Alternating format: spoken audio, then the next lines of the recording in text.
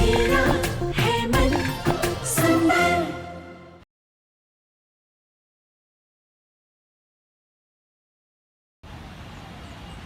अरे रूही रूही रूही, क्या रूही रूही नाम की रट लगा रखी है तुम लोगों ने? दिमाग खराब हो गया है क्या तुम्हारा? रतन, कहीं ऐसा ना हो कि इस रूही के चक्कर में हम लोगों को नहार से हाथ धोना पड़े।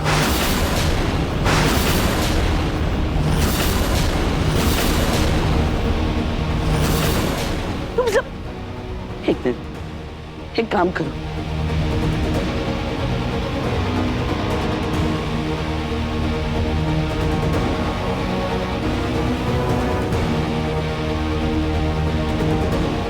ये लो माला, और इस रूही के नाम की माला जपते रहो।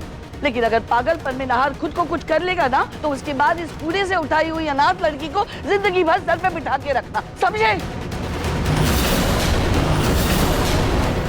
लेकिन माँ जी, आपने देखा नहीं, नहार सुकून के प्यार में कुछ ज्यादा ही बावला हो रखा है, जैसे किसी चीज की उसकी सुध बुध ही नहीं है। सोनी, तुम लोगों से ज्यादा होली और दिवालियां मनाई है मैंने। दीन दुनिया की तुमसे ज्यादा समझ है मुझको। इधर आओ,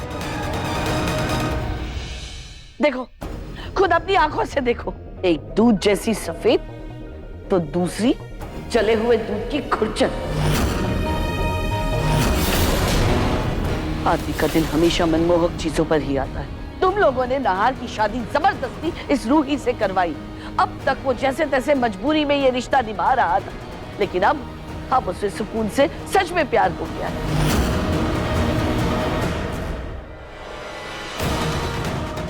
रतन, अभी भी वक्त है, संभल जाओ, वरना इस लड़की के चक्कर में ना तुम लोग अपना बेटा खो दोगे। नहार अपने आप को कुछ कर न ले, कहीं उसे कुछ हो गया तो हम उसे खो बैठेंगे। तुम समझ क्यों नहीं रहे हो? तुम सब पागल हो गए हो क्या? दादी प्लीज आप शांत हो जाइए, आपकी तबीयत खराब हो जाएगी ना। चलो हम चलते हैं। हाँ? देखा, देखो देखो इसे, देखो, इसका भी मन कितना सुंदर है, और तो और इसे मेरी परवाह भी है। दादी चलो ना हम चलते हैं, आपको आराम भी करना है ना। चल प्लीज। मुझे तो यही समझ नहीं आ रहा है कि भैया जो हम सब से रूही भाभी के लड़के घर छोड़ के चले गए थे, उन्हें अचानक ऐसा क्या हुआ कि स्कूल के प्यार में इतने मोहित हो गए। रोहित तो ने कुछ पता किया? नहार जी जो ऐसे क्यों बिहेव करे, क्या हो गया उन्हें? वो एकदम शादी। नहार रेलिंग पर जाकर खड़े हो जाओ।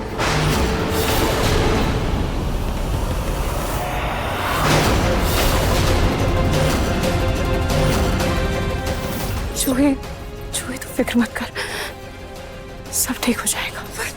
जूही, जूही चलो तुम कमरे में चल के आराम करो। हाँ, क्या है ना, तुम ज्यादा टेंशन लोगी ना तो समर के बच्चे को तकलीफ पहुंच सकती है। चलो आओ। बस कीजिए मम्मी जी। समर का बच्चा, समर का बच्चा, समर का बच्चा, थक चुकी हूँ मैं सुन के। पागल कर दिया आपने मुझे समर का बच्चा बोल बोल के। क्या लगता है आपको? हाँ, इससे समर का बच्चा है, मेरा बच्चा नहीं है। और रूही, रूही बहन है मेरी। आप ऐसे कैसे सोच सकते हैं कि वो तकलीफ में होगी और मैं आंखें बंद कर लूंगी अपनी? अरे मैं प्रेग्नेंट हूँ यार, वो गॉड से बीमार नहीं हूँ मैं। जब देखो तब बस टोकती रहती हूँ, ये मत करो वो मत करो, समर के बच्चे को नुकसान होगा। क्यों? मेरा बच्चा नहीं है ये, मुझे तकलीफ नहीं होगी। और क्या लगता है आपको? हाँ, कि मैं जानबूझकर ऐसा कुछ करती हूँ ताकि कोई अनहोनी हो जाए? मम्मी जी, मैं अपना ख्याल रखना जानती हूँ, और मेरी कोख में जो बच्चा पल रहा है ना, उसका ध्यान, उसका ख्याल, उसकी चिंता मुझसे ज्यादा इस पूरे घर में किसी को नहीं है। और आखिरी बार बोल रही हूँ मम्मी जी, ये बच्चा सिर्फ समर का नहीं, मेरा भी है। दोबारा मुझे याद दिलाने की जरूरत ना पड़े। जूही, मम्मी जी आप प्लीज जूही की बातों का बुरा मत मानिएगा। वो आप तो जानती है ना, प्रेगनेंसी के दौरान औरत के शरीर में बहुत सारे हार्मोनल चेंजेस होते हैं, उसकी वजह से जूही हो सकता है ऐसा कर रही हो। उसकी तरफ से मैं आपसे माफी मांगती हूँ, प्लीज मम्मी जी। हाँ माँ, रूही भाभी सही कह रही। आप तो जानते कि जूही कितनी सारी दवाइयाँ ले रही है, कितने इंजेक्शंस लग रहे हैं उसे, इसीलिए तो उसने आपसे ऐसे बर्ताव। समर सही कह रहा है बेटा, जूही एक लौती औरत है जो माँ बनने वाली है। मैं तो तुझे कचरे के डब्बे से उठाकर लाई थी ना।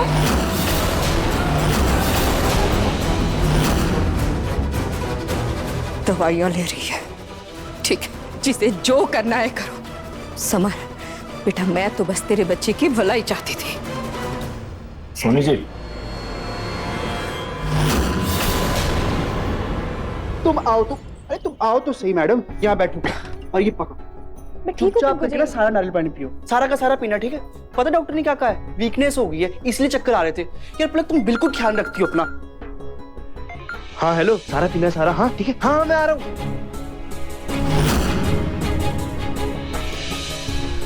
इतने महीनों से दादी कोमा में थी तो वो अचानक कहाँ जा सकती है? क्या दादी को होश आ गया और वो चली गई? पर फिर भी उन्हें यही आना चाहिए था। मुझे कुछ समझ में नहीं आ रहा है, आखिर दादी है कहाँ?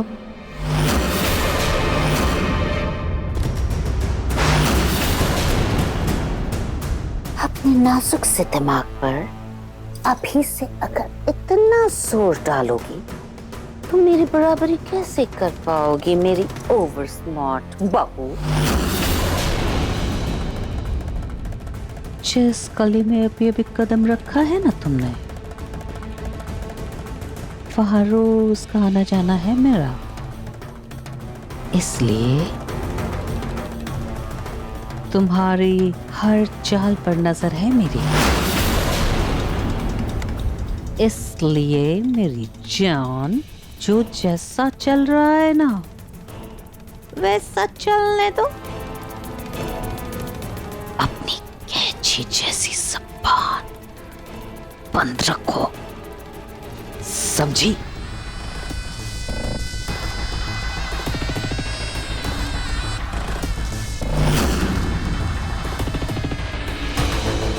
कहीं असली दादी के गायब होने के पीछे ये नकली दादी का हाथ तो नहीं?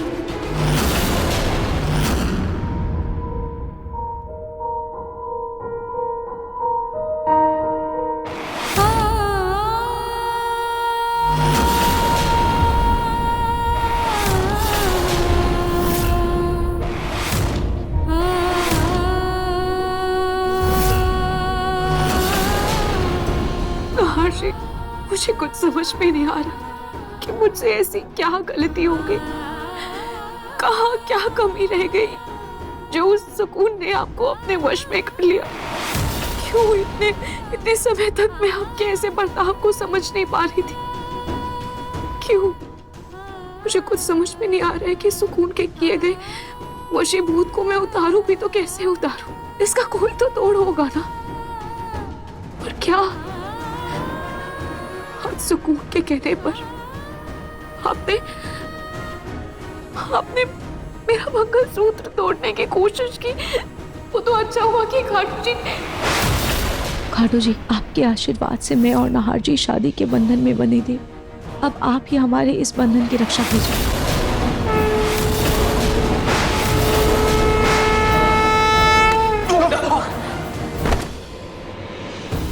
जब मेरे खाटू जी से मदद मांगी तो नाहर जी को झटका लगा और वो पीछे की तरफ गिरे। इसका मतलब भगवान का नाम लेने से, किसी चीज से उस वशीभूत का असर क्या फीका पड़ जाता है? जो भी हो, मैं हार नहीं मानूंगी। मैं अपने नाहर जी को सुकून के उस माया जाल से निकाल कर रखूंगी।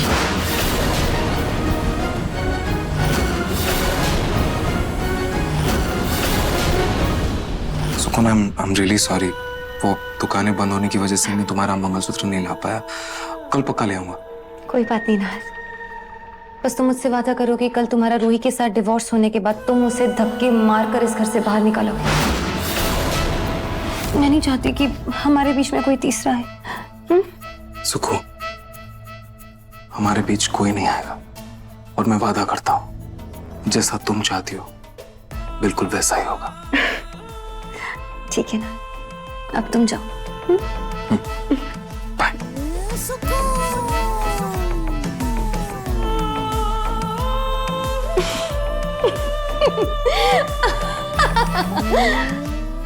आखिरकार अब मेरी मर्जी से मेरे पसंद के लड़के के साथ मेरे हिसाब से मेरी शादी होगी। मुझे मेरे सपनों का संसार मिलेगा, जिसकी ख्वाहिश में पहले मेरी उम्मीदों ने दम तोड़ा और फिर मैंने मुझे प्यार करने वाला पति और परिवार मिलेगा।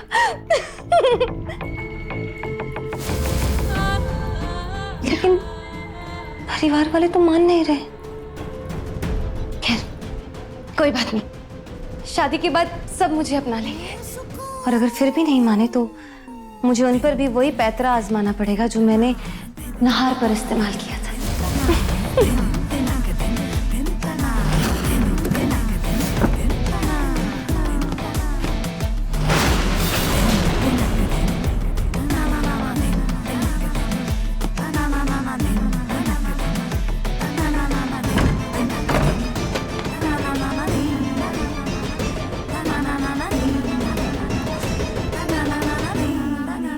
बस यही एक वो कमजोर कड़ी है जिससे मैं सबके सामने बेपर्दा हो सकती हूँ। इसमें मेरी ऐसी असलियत छुपी है जिससे मेरा दफन राज सबके सामने आ जाएगा कि मैं मर चुकी हूँ।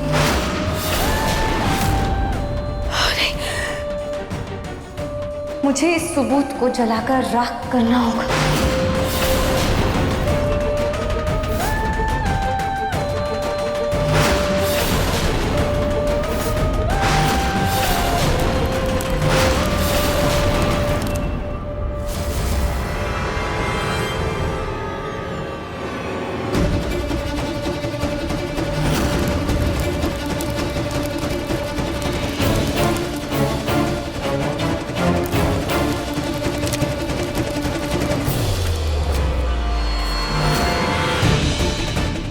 ये जलता हुआ कागज कहाँ से गिरा?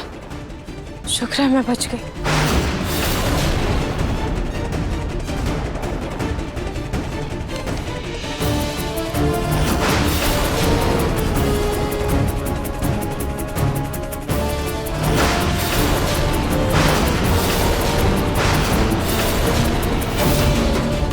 डेथ सर्टिफिकेट, ये तो किसी का डेथ सर्टिफिकेट लग रहा है।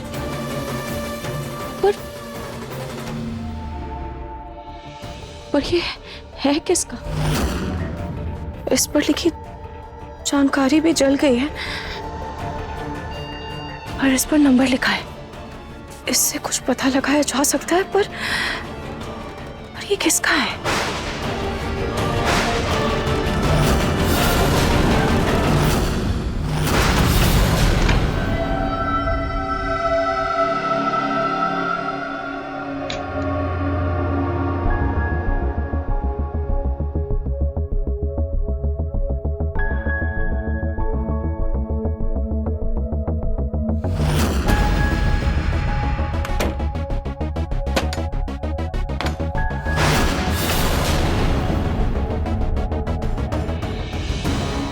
नकली दादी के खिलाफ जरूर कोई ना कोई सबूत होगा।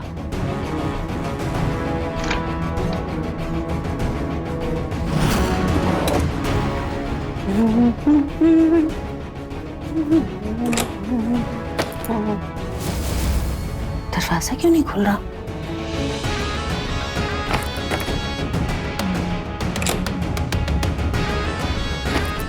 अरे ये दरवाजा तो अब भी नहीं खुल रहा।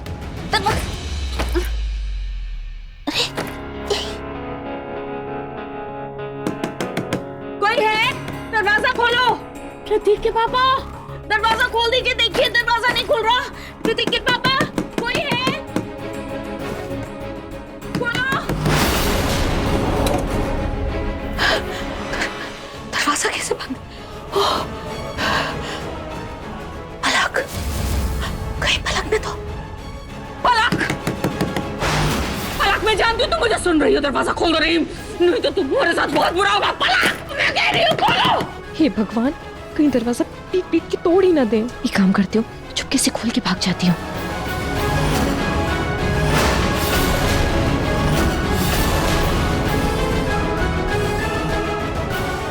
मास्क, इनको तो सर्दी जुकाम भी नहीं है और ये कहीं बाहर भी नहीं गई थी, तो फिर ये मास्क? अरे क्या हो गया? मतलब कहाँ भाग रही हो? पिंकू जी बता।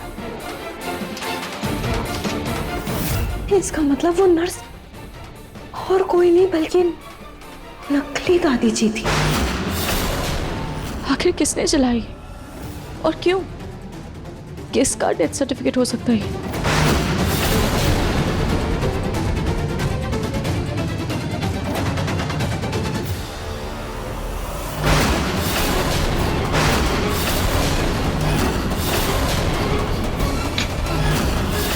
सबके कमरों की खिड़कियां बंद है सिवाय सुकून के कमरे की, और उसकी खिड़की पर तो ये मोमबत्ती भी जल रही है।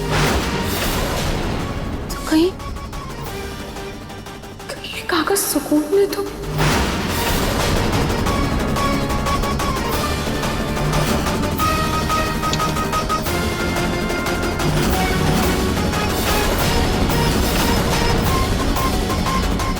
एक बार देख लेती हूँ वो पेपर पूरा जला या नहीं।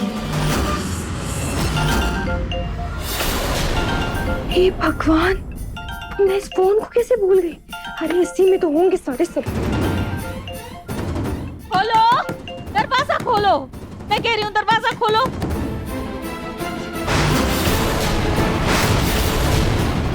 मैं कह रही हूँ दरवाजा खोलो। कोई है? कोई? पूनम, खोले, खोले। क्या हुआ? अरे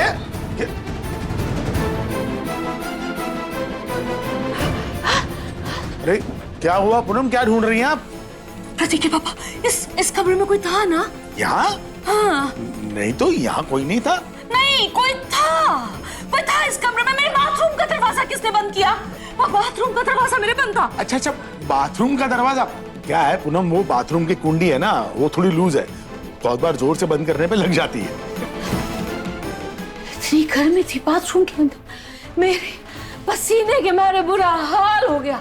ओह, मैं तो घबरा गई। अच्छा ठीक है, मैं आपके लिए ठंडा शरबत बनाता हूँ, नींबू शरबत, ठीक है?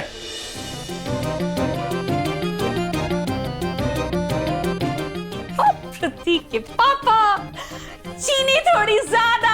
हाँ ठीक है।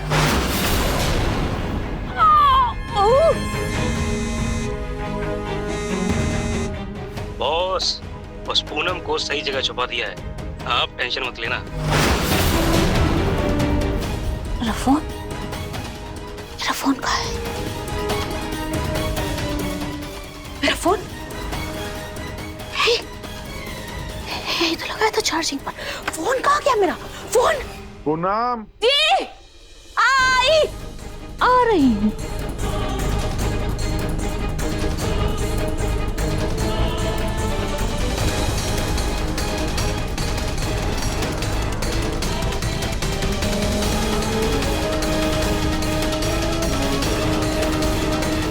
नकली दादी का सच सबके सामने लाना ही होगा, वरना असली दादी की जान खतरे में आ जाएगी।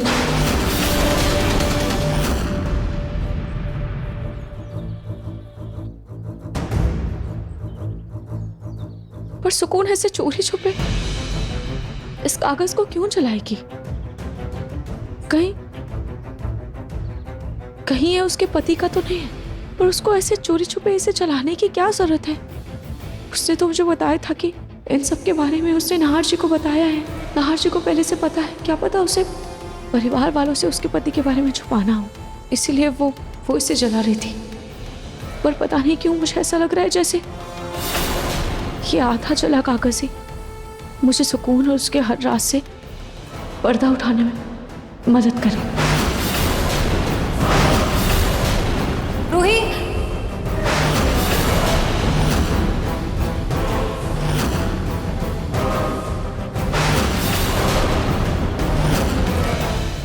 हाथ में क्या है?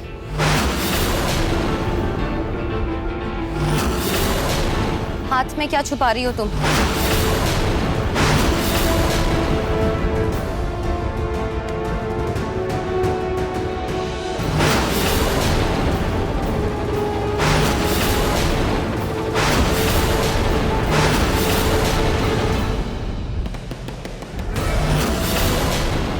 रूही,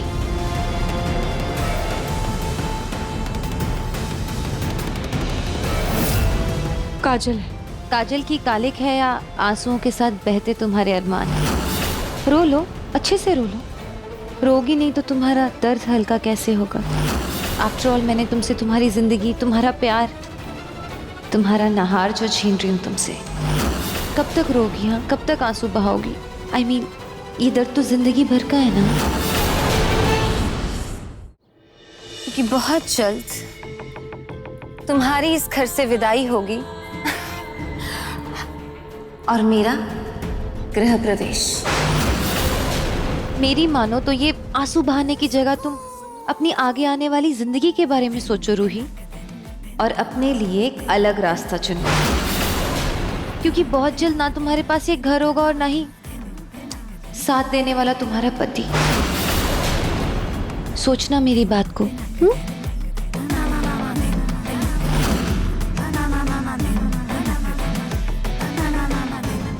सुकून उस गिरे हुए राग को जैसे देख रही थी, उससे एक बात तो साफ हो गई है कि ये कागज सुकून नहीं जला है।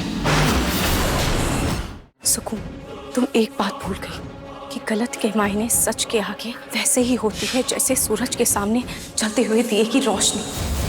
तुमने भले ही मेरे सुहाग को अपने वश में किया है और तुम चाहती हो कि मैं यहाँ से चली जाऊं, पर नहीं, ऐसा कभी नहीं होगा। तुम एक पवित्र नारी की शक्ति को नहीं जानती, और मुझे मेरे सुहाग की कसम, नहार जी की कसम, मैं तब तक चैन से नहीं बैठूंगी जब तक मैं नहार जी से और इस घर से सुकून को दूर नहीं कर देती। इस पर लिखे नंबर से मुझे मृतक की जानकारी हासिल हो सकती है।